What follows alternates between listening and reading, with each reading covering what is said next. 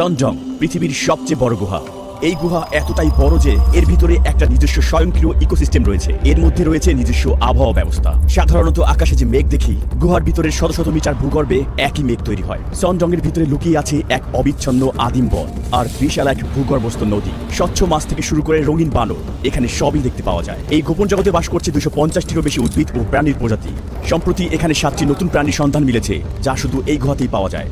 প্রায় 9 কিলোমিটার দীর্ঘ এই গুহার ভিতরে রয়েছে 38.5 মিলিয়ন ঘনমিটার জায়গা এবং এর পথঘাট এতটাই বিশাল যে এখানে 40 তলা উঁচু একটি দালান দাঁড় করানো যাবে।